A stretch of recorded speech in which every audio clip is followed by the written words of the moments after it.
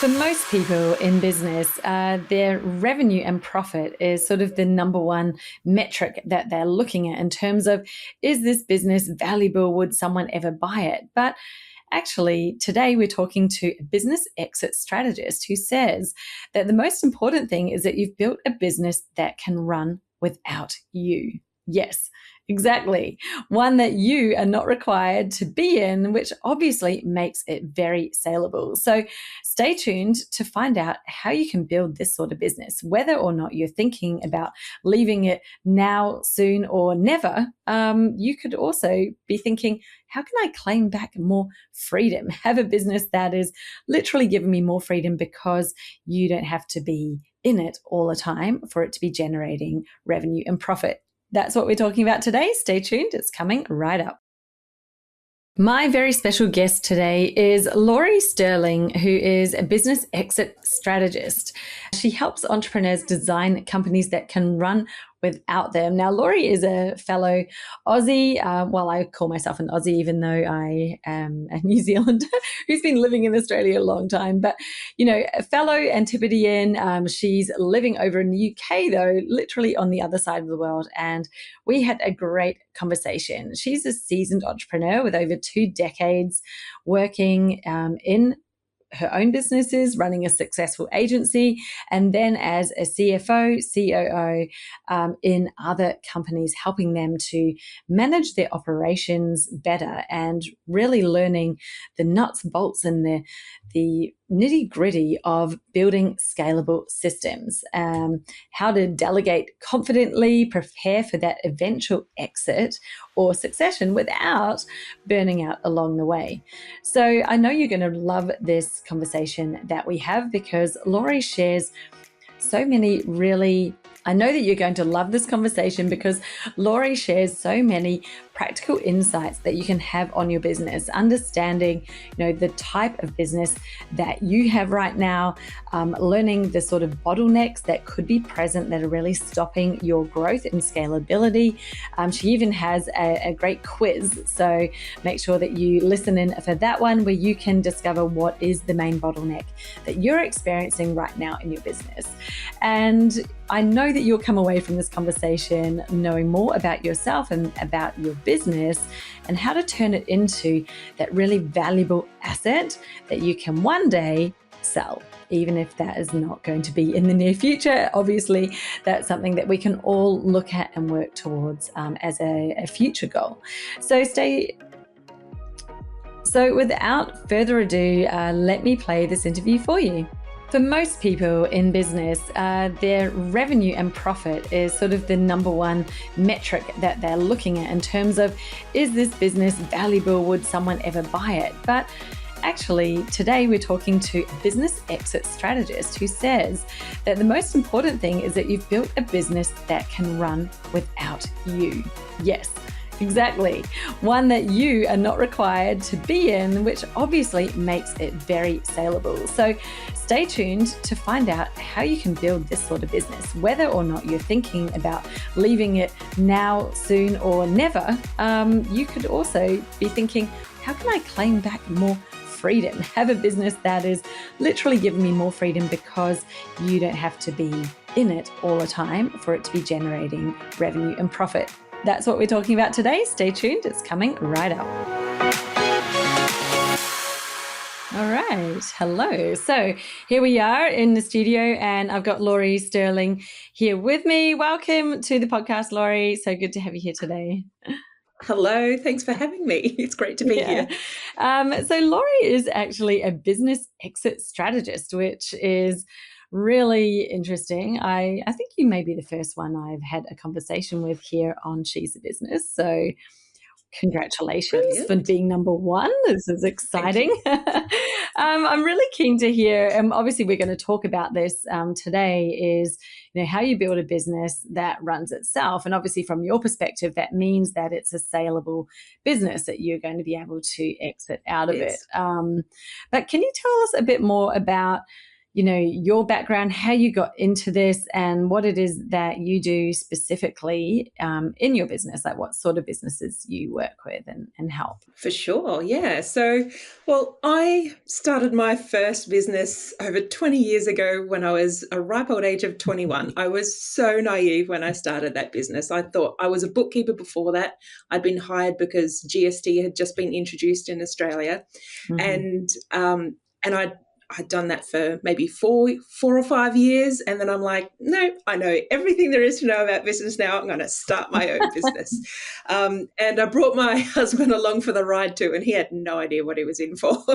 But I was literally, I started that business by walking the streets, knocking on doors, handing out business cards, driving up. And it started out as a graphic design business, then pivoted into web design, and then into web Oh, development. wow.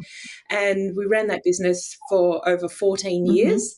And it was a brilliant lifestyle business. It was earning six-figure profits. We would travel overseas, had kids, bought a house, all of that. So we were living the life.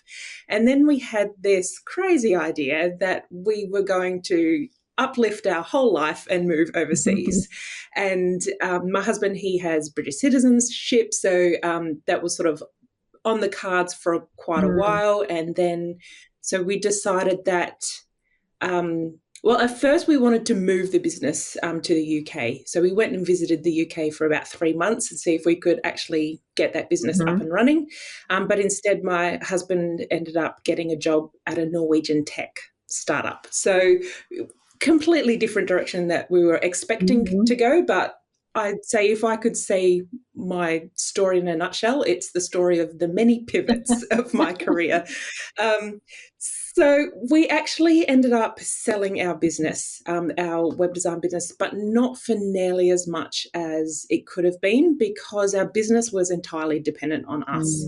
And I ended up learning a really scary statistic is that 85% of businesses that go to market to sell their business fail to sell because of the main reason being the dependency on the business owner. So if we build our businesses, spend years in it, with the expectancy that, one day I can sell that and that could be my retirement plan, or maybe if I can get it running without me, it can continue making money while I retire. And all of those plans, for 85% of people, those plans go out the window. It's just not a viable option. If anything, they can liquidate the business. But if your business is mainly like IP, then you don't really have much of an asset there to liquidate. So it was a pretty scary statistic when I learned that. So my pivot, my husband went into the tech industry, and then I decided I was going to help business owners, because of my financial background, help business owners to be able to budget with unpredictable income. Because I had done it myself for 14 years. Like, it's not easy to be able to live through the ups and downs of that unpredictable nature. So I thought, that's it. I'm going to do my own consulting, go out there and help businesses do financial coaching. And what I found was I was really good at diagnosing the problems in a business by looking at their metrics and their data and their numbers, but I couldn't fix the problem until I went deeper into operations. And to me, I'd run a business for over 14 years and I had no idea what operations even meant. To me, it sounded like one of those buzzwords that people like, operations, and you're like, yeah, sure. And so I ended up going down an absolute rabbit hole, like I do, and researching the guts, because I wanted to be able to deliver to my clients even better. So I researched everything about this subject, found a company, like world-renowned leader in the industry in the US. And at that time, they were charging like $5,000 to do their course. These days, I think it's $8,000, so it's only gone up in price. And I'm like, I wanted to do that course, but I didn't have $5,000 at that time. So I actually reached out to them and said, look, this is what I do, my coaching, my background, my business. Would you be interested in me joining the team as a coach? And they went, yeah, let's do it. So this was a US-based company, and I ended up working for them and becoming a coach inside their program and learning everything there is to know. And that's when I discovered this magic of what you can have a business that runs itself without you being, the bottleneck to everything. It was like, that's, crazy. I didn't even know there was such a thing. And so I actually was working for them right through the pandemic. And it was actually a really difficult time to be sort of thrown into the midst of it all, because people were looking around the room for the adult in the room saying, what should I do? And then they were looking at me and I'm like, I've never lived through a pandemic before, but the frameworks that I had learned through coaching and the operations and being able to put systems in place meant that people could live, like they could work through this and they can pivot their business and move online and make the adjustments that they needed to, and then their business can continue. And that was such an enormous learning curve for me, but it was also very stressful at the time. So I ended up finishing up with them after 18 months and just stepping into the COO role and doing fractional COO work for various businesses, some US based, some based in the UK, and like helping them from the inside of their business, not just from the coaching consulting side. So I did that for a number of years and then realized I actually want to help more people. I don't just want to help, the 3 or 4 clients that I had as a fractional COO, and I just wanted to be able to help more. So that's when I pivoted again into this exit strategy. I'm like, more people need to know that they can have a business that runs without them so that they can have the life of freedom that they want and financial goals without it being dependent on them. So if they go on holidays, the business doesn't have to stop. That's if, the ups and downs in the market can actually be, an advantage to them, not a downfall. And so that was sort of how it all began, I guess. Yeah. is the start of my story. So it's awesome. There's so many things that I'm like, oh, which way shall we go with this? Because, I think that it's interesting when we talk business. So is there a particular type of business? I mean, your story and the kind of companies that you work for and with, it does sound very varied. So now that you're in your own space with all of that behind you, is there a particular type of business that you tend to work with? Like, are they bricks and mortar businesses that you help to kind of go online and create, other streams that are the less of that tangible nature in terms of, having the owner needing to be part of it? When we're talking business, what sort of business are we talking about? Yeah, well, I have worked with both bricks and mortar and retail and product businesses, but I tend to specialize in service-based simply because usually the IP that's living inside the owner's head is their knowledge, and that makes them the talent of the business, and they feel like they are the business. The business doesn't exist without them. So that's where I specialize, because I sort of have this like ability to be able to draw out the IP out of their head and their ideas and put them into something substantial that they can then either teach their team, or they can create documentation, or they can teach their clients. Like, it's actually tangible IP that then can be duplicated and I guess depending on the type of business model that you want to, and that's something else we can talk about, is that the way we duplicate that information is different depending on what sort of business. So in some cases, people will be happy to have an agency style model and have, like, one of the first people someone will hire is another me. I want to hire another me. But the thing is, with hiring another you, that is the agency style model, is that you basically have to bring in double the amount of sales pretty much overnight. So you have to have that pressure on the sales funnel. There can be personality clashes when you hire someone that's already experienced in the field, and it's also a more expensive option. And the margins tend to be lower when you work in an agency type model. So it's still definitely a valid model and workable, but there are other options as well. So some of the other options when you're scaling, when you are the talent of the business, is being able to train someone and teach someone. And that could turn into a franchise model, or it could be still the agency model, but not as much pressure on the sales funnel immediately to start. You can sort of build that as you train someone up. It's usually not as expensive because you're training the skill set that you want them to have, and you're distilling if you've had like 20, 30 years of experience in your industry, in your career, you're not passing on 20, 30 years of knowledge. You're actually distilling the most important pieces that you've learned along the way and passing those pieces on. So that can be a much more viable way to grow the business. But there's actually 5 ways. So the third way is what I call the rock star method. And that is when, as business owners, we start wearing lots of hats. We learn how to do the finance. We learn how to do the sales calls. We learn how to do our own marketing, our own social media, all of the automations and tech in our business. We start wearing all the hats. And we wear them with pride. Like, it took us a long time. There's a lot of, effort to be able to learn all of that along the way.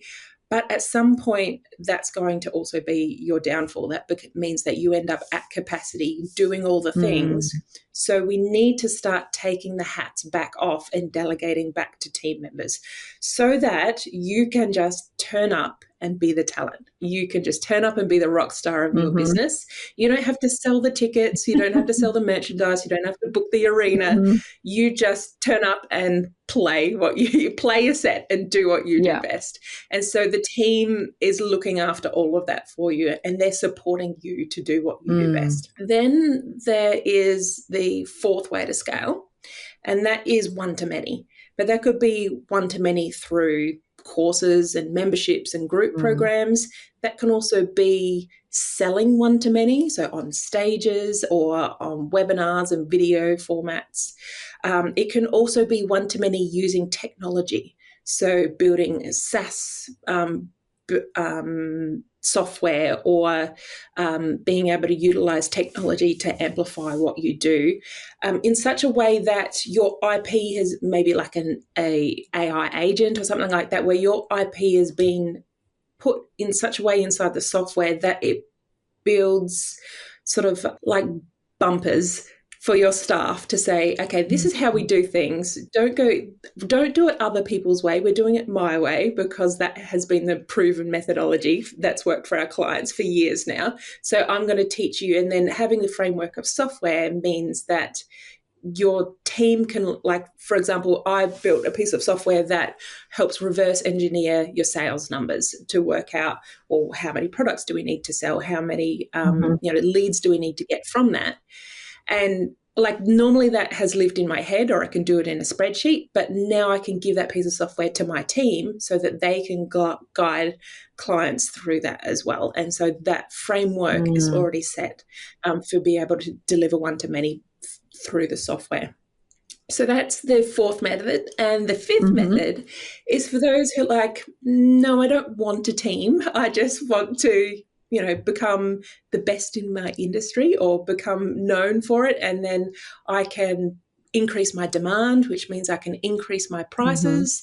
And then, like, you just become the go-to person, and you can literally write the book on the topic. You're just, that good. And then you get to dictate those prices as well. So there's, 5 ways that when you are the talent, that you can still grow and expand beyond just that time restriction that usually we would have. Yeah, awesome. So I have some questions around that, because I think a lot of people listening probably are in the type of business where it is your own IP, you are the talent, you're the brains behind it, it's your coaching, whether you have, usually you bring on people to kind of support and take some of those hats off so that you can spend the time doing the things that you need to do. But I'm really curious as to how, because we started the conversation being around, business that you can potentially sell. So how you can exit out of a business like that when it's built around you. And, you mentioned your own experience building the agency, that clearly, you're selling your expertise, your IP, and then you came to sort of sell it as a business, and it was really difficult. That was an amazing statistic that you had. And I'm like, well, it's not really surprising, because I guess you are the business in terms of it is your knowledge. So tell me how you see, when you're the rock star, you're the personal brand of the business and it is really your IP. How do you transition that? Because that's really what, even in those scaling strategies, you're still front and center of the business. And yes, there's all of those ways that you can grow revenue without growing time, but it doesn't take away the problem that it's still you at the front of the business. So what turns it into a business that can sell easily when you've got that sort of setup or model? Yes, essentially it's assets. So the more assets that your business has, the more it can do without you and not be dependent on you, the more valuable it becomes as a business.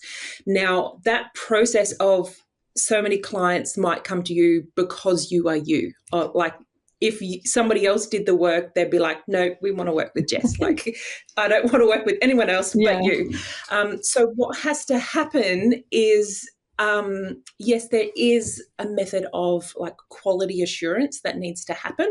And so your team, and that comes through building assets of ensuring that things are done a certain way, whether that's documentation or checklists or the training that goes into it. But what happens is there's a transfer of trust that needs to happen between the business owner, who is the face of the business, and the person who's going to be looking after that particular client. So at some stage we'll say, oh yes, look, I'm good at the big picture vision, but my team member is actually much better at me at this very specific area that is they can help you. So I'm going to hand them over to you, knowing she knows everything that I've learned, everything that I teach, experience the way I work. She's going to follow my same methodology that helps get exactly the same results as I do with my clients. So that transfer of trust is super important when you're bringing team member into it.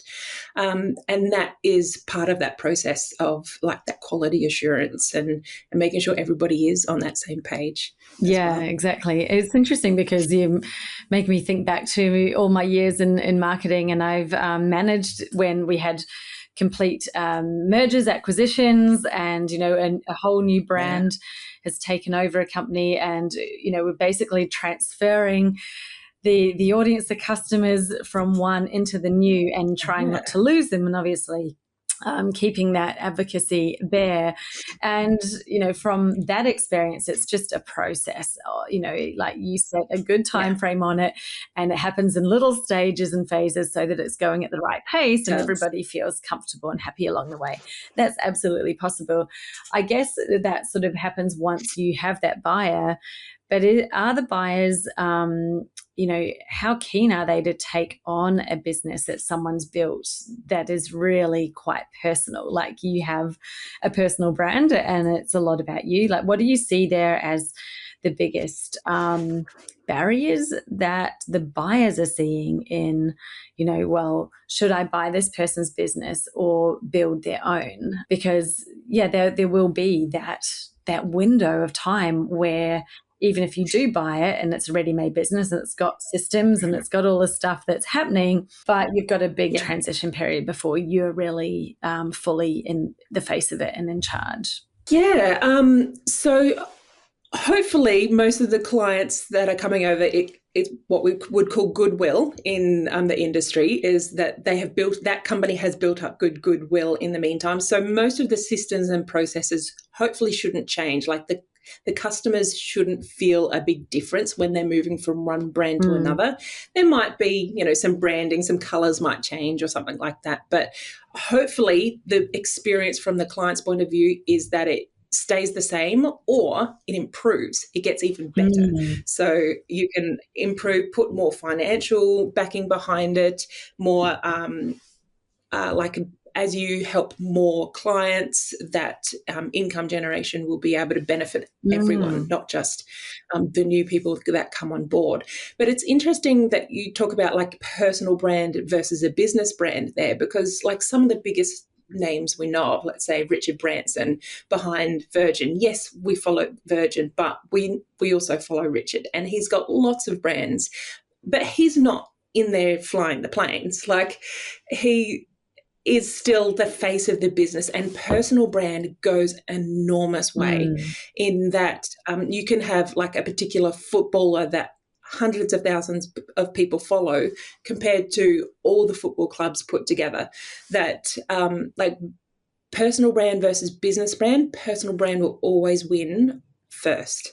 They will always be the bigger brand, and you can have multiple brands, and knowing that whatever the ethos is or the values that that business owner brings to the table, that is going to permeate through all the businesses, and that is important. Yeah, absolutely. And I think just hearing you talk about that, you know, and obviously Richard Branson, Virgin, they're on a huge scale in terms of business. So, you know, Exactly. that's the sort of business where you have a really strong business brand. And I've always used Richard as such a great example of like how you bring personality into a business brand, because he kind of infused his own personal brand into Virgin. That's why it's disrupted so many markets, but that's a whole branding story. I could talk about that for ages. But I think, you know, for most of us where we run our own business, maybe you have a business brand as your business name, or maybe it is your own, a bit like both of ours. You know, it's really sort of built on ourselves. It is a different kettle of fish if we're thinking, well, we're going to sell this business. Is someone going to take over my business? Obviously, they would rebrand because they're not me. They're not my name. But there are a lot of assets. Not necessarily. Not necessarily. Yeah, and I guess, you know, it's interesting because you say that, as you said, there's a lot of assets that come along with a business, but it would be just that fit, being a great fit. So the person coming in, you know, is like, well, I want to take on that kind of business where they're going to step into a role where they're going to potentially be that type of personal brand as well, so that they can continue and see that merging, or they're going to take some assets and use it in a totally different way. Like maybe they're going to pivot the business completely and go down a different track. So I love it. I guess this is why you probably find it exciting, because there is so many possibilities. Like now that we talk about it, as I'm thinking, okay, so I always thought, you know, the rock star type of business, as you mentioned, like, well, you just build it and you do whatever you want to do while you're in it, and then when you're done, you're just done. But I now see that so differently, and it's interesting, isn't it? Because I think a big part of it is like we've spent years building our businesses, pouring our heart into it, our time into it. And it's been the impact that drives us, like the impact that we have on our clients and the results that we can make. That's what makes it all worthwhile for us. And so to actually get to the end of our careers and say, oh, well, now I have to pack it all up and close it all down. And that impact is like just going to stop. Like, wouldn't it be great to be able to pass that on to the next generation so that that impact can continue and that legacy doesn't have to stop with you. It can be passed on to the next person. Yeah, it's so true. And I was sitting there thinking, you know, as you do, about like, well, how do I apply that to me? And I'm like, well, I've built all these programs. I've built my main program. Within that, there's so many frameworks. I'm like, yes, these are all assets. It's so trainable. I teach it already, obviously, to my client. They are real pieces of assets. And it's funny because my very first business, as we all have an initial first one, I built it totally differently. Like there was no personal brand. It was just a business brand. And I think even when I began it, I had a strategy in terms of an exit strategy. Whereas with this one, I was just like, I have no plans to sell it. I'm not even thinking about that. I'm just starting it because this is what I want to do, is help people with marketing. But that first business, very different. And it got to a point, really, I made a big strategic change, or a couple of changes, and was able to bring someone in to literally manage the business for me. And I almost stepped out of it. It ran for another 18 months with me doing absolutely bugger all, would just say. Like I had babies at home. I was still working a full-time job. I would then decided I'd start this business. So I was doing like, I don't even know, 5 minutes in it a month, like almost nothing. And that really was like the catalyst to me go, right, this is actually a business I can sell. And the thing that is so exciting was, even though it had been, a side hustle, it then was able to manage having someone run it full time, and I was still profitable from it. But it was really the potential. It's like, here's this little asset, and it was still a little asset at that point in time. Like I didn't sell it for millions or anything like that. It was very modest, but it was the potential that was a real selling piece, because it's like, we haven't even scratched the surface at the moment. Like, here's the vision and here's what you could do with it. But, obviously it's up to you, but it was almost like that's ready to go, Yeah. And that's absolutely what makes a business more valuable, is the untapped potential. So if you have dominated the market in your city, for example, well, how many more cities are there in Australia or in the country that you live in that you can dominate in all of those areas as well? Or let's go past our country, let's go international. And that's where investors or new business people who want to take over the business, buy into the business, that's where they're looking for, is the untapped potential. Where can we take this?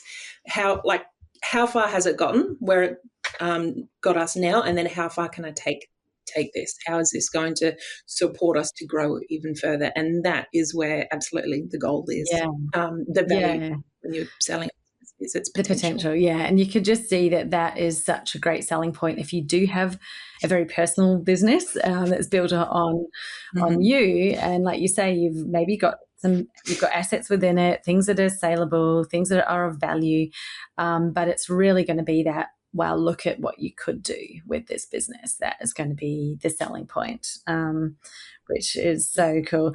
We were chatting beforehand, the business that runs without you, we're like, well, who doesn't want a business that gives you more freedom?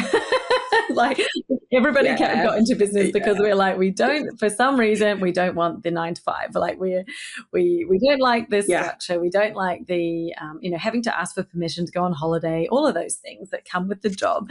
Why would you want to when you can work for yourself and have the ability to choose?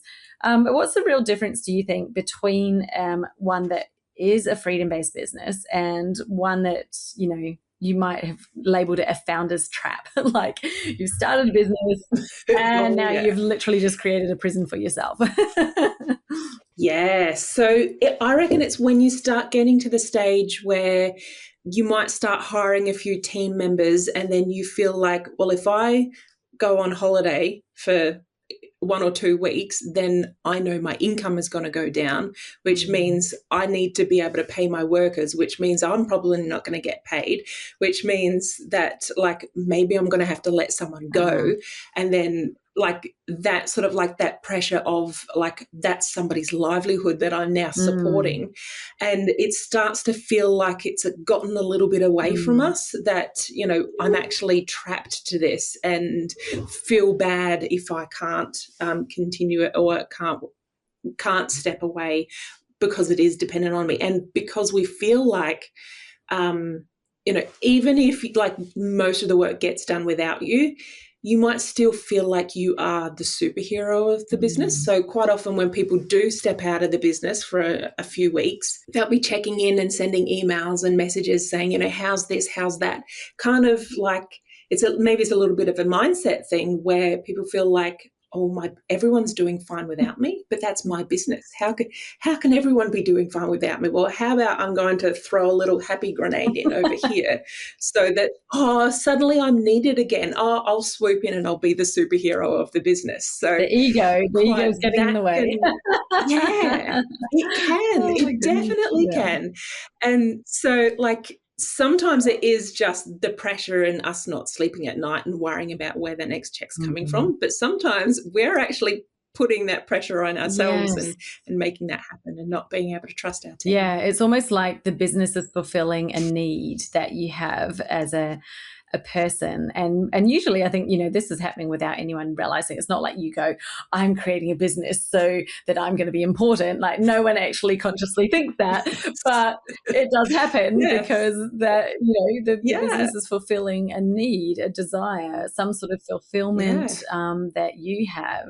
Absolutely. And it's so interesting to kind of recognize what those are and actually be able to release it so that you can treat the business like the business should be working for you. It's not something, right, that should be running you. Like, you're running the business, and to be able to step back from it, not have that emotional attachment to it, means that you can make kind of better decisions around it, right?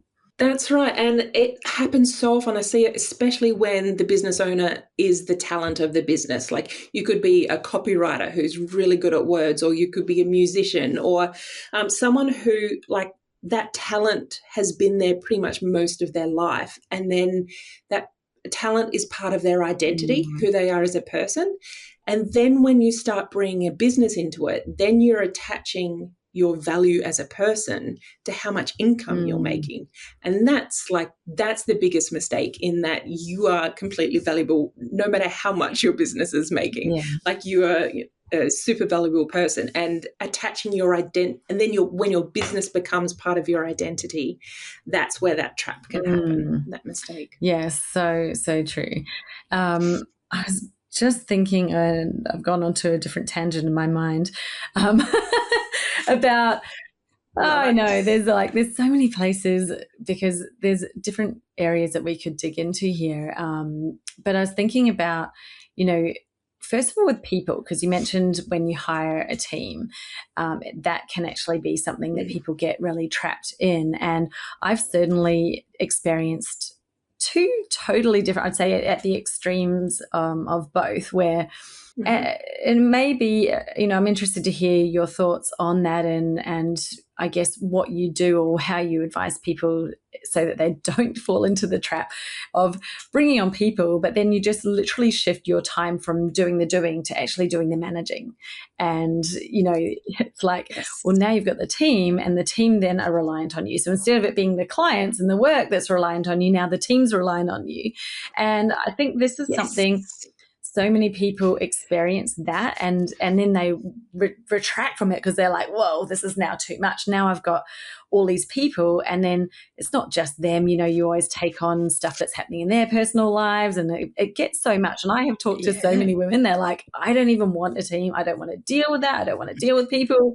They've got their problems. I've got enough to figure out in my own life. And they kind of really repel from the thought of having team members. And I know, and I'm going to stop talking in a second. I know that there's a difference, because after I'd learned some lessons, I learned how to be the type of manager that's like very hands off, and very much like, I would just say, this is what I want, and you figure out how you want to do it. And I don't really care as long as it gets done. But we had a totally different kind of relationship. And I'm curious as to, I don't even know how I've done the two, or what it was that made the difference. I just know that I've been there. So how do you help people to be the other type, where they are not embedded in so deeply that they can't step away? Absolutely. So, funny thing is that most of our experience of being a leader is by observing usually what not to do by bad managers that you've had in the past. So it's not usually learnt through osmosis or that sort of thing. So one of the biggest mistakes I see entrepreneurs make, business leaders make, when they're delegating tasks to people, is they're delegating the task but not delegating the decisions that come with that task.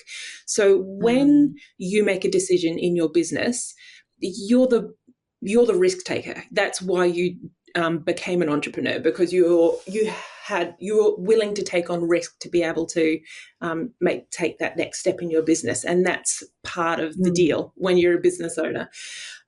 When you're asking a team member to make a decision for you, you're asking them to take on some risk.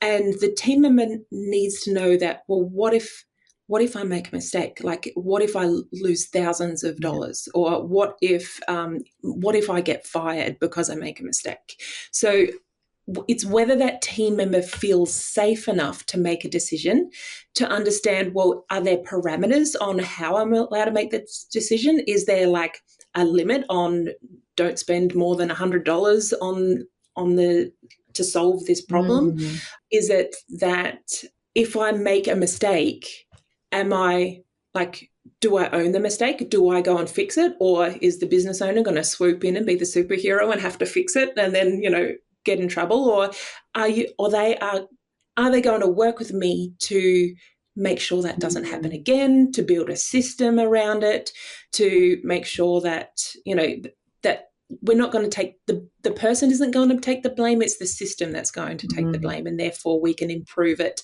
and move going forward. So sometimes that is through understanding what is the outcome, like the KPI that they're trying to achieve. So if I'm delegating social media to somebody and I've said, okay, your goal is to post 3 times a week on our social media, that's the KPI that you've given them. I've posted 3 posts, my job is done. But if the goal is actually, well, we want people on our social media to then sign up to our freebie, then actually the KPI is how many people signed up to my freebie each week.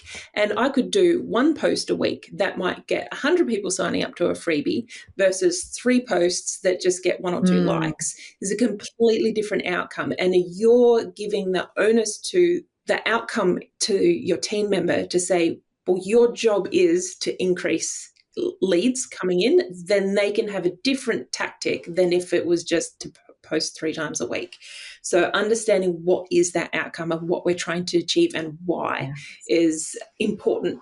That's a part of the delegation process and the decision. So you could say, okay, when you have a decision to make, here's how I would usually make that decision. And you can even systemize that by putting that into a decision tree or a map of what those decisions can look like. Exactly. And I think that that's probably, reflecting back, one of the key differences that I think when you're delegating tasks to someone, like, can you please do this? Then they're doing them, but they have to come back to you, because then, it's almost like they've got a to-do list and it's finished. And so they're always going, well, what do I need to do next? What do I need to do next? Whereas when you take it up a level and actually, scarily, I know this is the scary thing for some people, give them ownership over something and say, I want you to own this, and this is what I want from it. Like you said, what is the outcome? Like, what does success even look like? What is the expectation of that? Is it that you're happy if there are just posts going up and it doesn't matter how they're performing? Or is there something that's deeper than that and it's about the performance or the outcome? If they know what it is and they can therefore make the decisions around it, and they know, like you said, there's safety in doing it, because they might not know whether 3 posts is going to be better than doing 1 better one.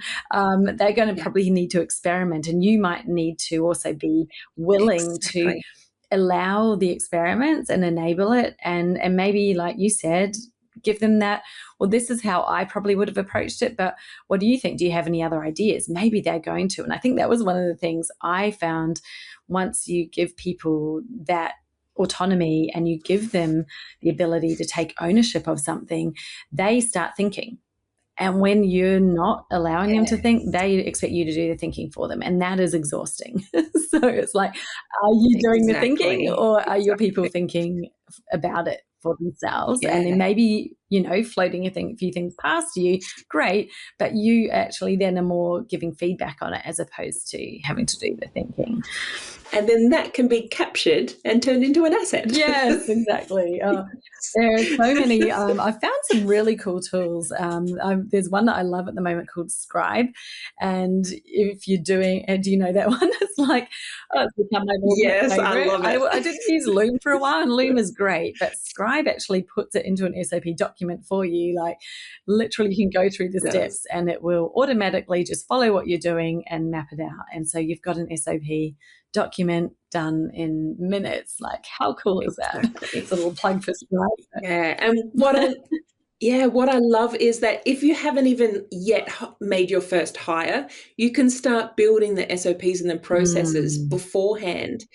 to prepare for when that person comes. So like, it's like, okay, I need to get all my ducks in a row so that I'm ready to make sure I've got the best return on investment on by, bringing in a new team member. So yeah, that's some of the preparation that we can do to make sure we're ready for that to happen. Yeah, exactly. Now, when people are thinking about that hire, is there something that you would recommend that they do so that they bring on someone who is the type of person who wants to take ownership and wants to think for themselves? Because not everybody is like that. Like, I know I've had so many different people that I've managed over the years, and some people very quickly, they love it. They'll just take the bull by the horns. They're like, great, I've got this, I've got this project, and they really want to just go with it.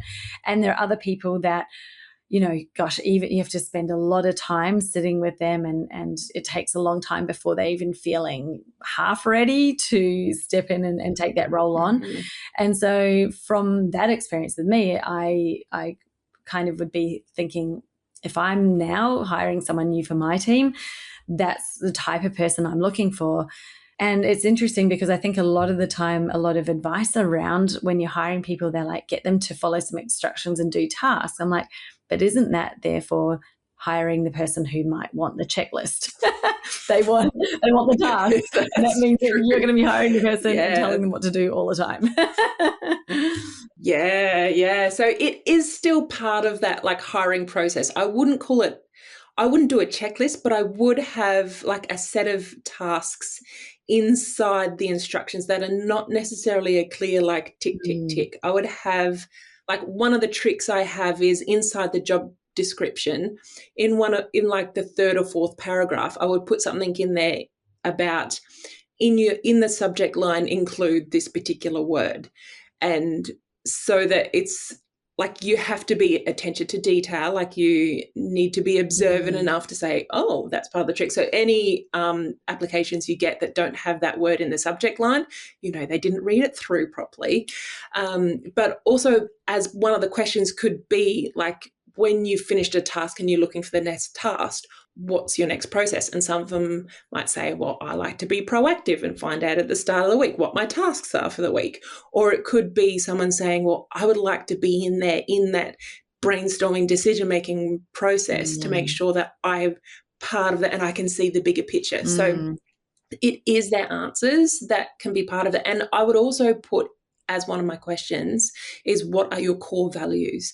Because one of mine is family, and that might be like, okay, that means family comes first, but that also means that family comes first for my team, which means, yes, if I need to step away because of my kids and my team is happy to step in for me, and while I go look after my kids, it has to happen the other way around too. Like, I should expect to be able to step in for my team when they need that.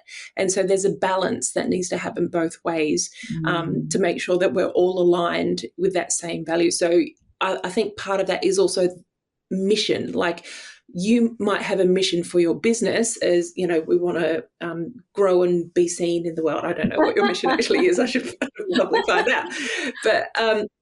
But then your team members might have a personal mission to say, like, well, I want to make sure, women can find jobs in the marketplace. So can your missions align? And what can my business do to support your mission so that we're all working towards that same goal together? And if their mission is completely different, well, then that's obviously a misalignment, and I probably wouldn't consider hiring them because they have completely different goals in life than I do. I love that, actually, because I don't think I've ever asked what someone's mission is in a job interview, but I'm like, that makes so much sense, because you're going to have something that you're passionate about. Like, why are you even doing this? Why are you here? It doesn't matter that they're not the business owner, but they might have there's some bandwagons that you're going to get on and you're going to be supportive of. And, so for me, for example, when I started this business, I was really, the reason why I chose specifically to work with women was because I'm like, I want to see women really succeeding, having businesses where they're making more than what they would make in their corporate jobs.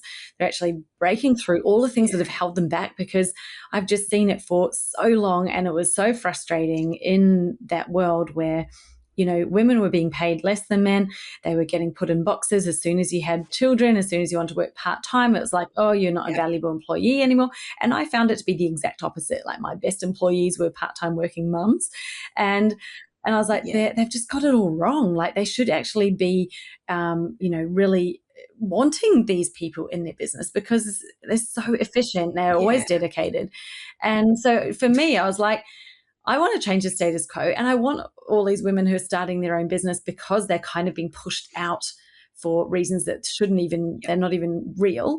I actually want them to be even more successful on their own. So I kind of had that real driver of like, that's what I want. That's why I'm in business. And I know that a lot of people who've worked with me and my team over the years have shared that.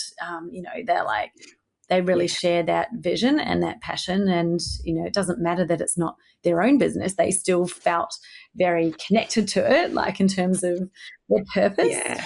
And it makes you feel good when that's what you're doing as well, right? When you've got the stories and the wins. Absolutely. And it's like, yes, we are succeeding one person at a time. We will make the change. So, yeah. Exactly. Yeah, what a great... Yeah, very similar story. Yeah, for me, like I grew up poor, single mum, in government housing, and then when I was 13, my dad died. He lived in another state, so I didn't really know him, but I had some inheritance, and I remember like this feeling of relief come over me to say, I'm going to be okay in life because I've, had a little bit of a step up that nobody else usually has. So like, I'm going to be okay. I don't have to, be poor and living out of government houses and live paycheck to paycheck. And so, and I was young then, but then what happens is I got into my teenage years, and the person who was looking after the trust of my money started using that money to like blackmail me and use me, and like it ended up being an absolute disaster until I was old enough to have the money for myself. And so I think that taught me a lesson about financial freedom, but also like having independence as well. And that, I think, is what brought me back to what I do, how I do what I do, why I ended up in finance to start with, and then why it's so important for me for that women to find financial freedom, anybody to find financial freedom, but women in particular, because it was used against me. And so like sometimes it's those core memories that happen from a young age. It's like, that's not fair. So that's what we're fighting the world, and that's what creates our mission in life.